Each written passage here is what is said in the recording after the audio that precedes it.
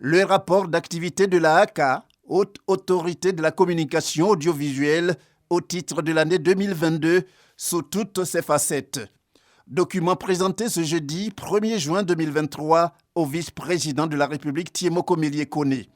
En tant que tutelle, c'est au ministre de la Communication et de l'Économie numérique qu'est revenu le privilège d'éclairer sur le sens de la cérémonie de remise. La cérémonie de remise de rapport d'activité s'inscrit dans une tradition républicaine qui veut que certaines institutions et autorités administratives indépendantes présentent un rapport annuel à Monsieur le Président de la République. La ACA, selon les dispositions de l'article 34 de la loi 2017-868 du 27 décembre 2017, portant régime juridique de la communication audiovisuelle, tel que récemment modifié le 20 décembre 2022, bénéficie de ce privilège. Il y a donc un véritable changement de paradigme à opérer. Dans ces conditions, l'habilité du régulateur, qui nous plaît de qualifier de juge de paix, prend tout son sens dans un écosystème dont les frontières deviennent de plus en plus indéfinies quand elles ne disparaissent pas complètement en rajoutant à la complexité de la tâche. Le rapport d'activité 2022 de la ACA, ici présenté, s'articule autour de 11 points. Bien que tous ces 11 points revêtent une importance certaine, il nous paraît opportun, Excellence Monsieur le Vice-président, Mesdames et Messieurs, de n'en évoquer ici que 6, à savoir le nouveau cadre légal de régulation et ses implications, la présentation du paysage audiovisuel, les saisines et autosaisines, la gestion de la bande FM, le contrôle du pluralisme, les relations de collaboration et de coopération. Dans son approche de la régulation, l'ACA met l'accent principalement sur l'encadrement et la sensibilisation des opérateurs audiovisuels. Il s'agit pour nous d'accompagner les opérateurs audiovisuels dans la mise en œuvre de leurs obligations, les sanctions n'intervenant qu'en cas d'absolue nécessité.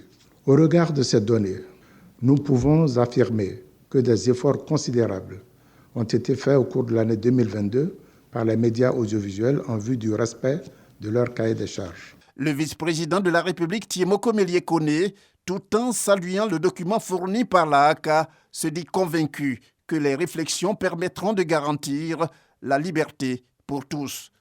Le secteur de la communication audiovisuelle dont vous avez en charge la régulation est par essence et par définition celui qui garantit et organise la liberté d'expression, principe si cher à notre pays et particulièrement à son Excellence Monsieur le Président de la République, M. Alassane Ouattara.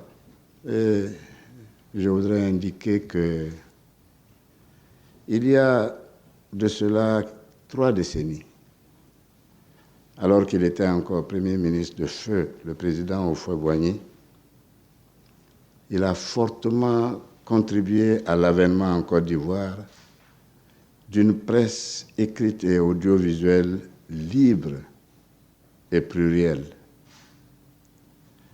Cette importante contribution avait d'ailleurs conduit certains acteurs de ce secteur à parler à ce moment-là du printemps de la presse ivoirienne.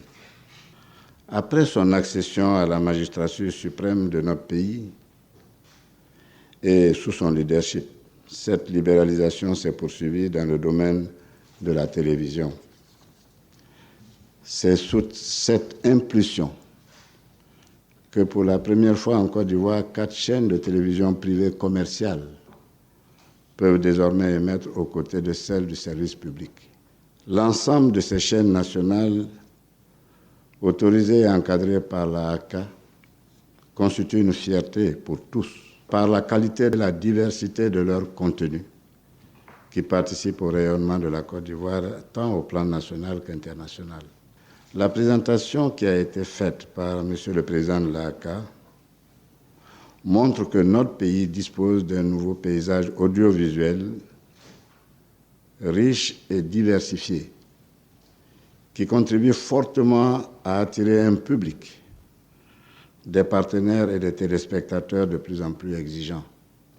Et le vice-président de conclure en indiquant que la ACA saura relever les défis comme elle l'a toujours fait en garantissant l'accès équitable des candidats aux antennes des médias audiovisuels lors des élections municipales et régionales prévues le 2 septembre 2023.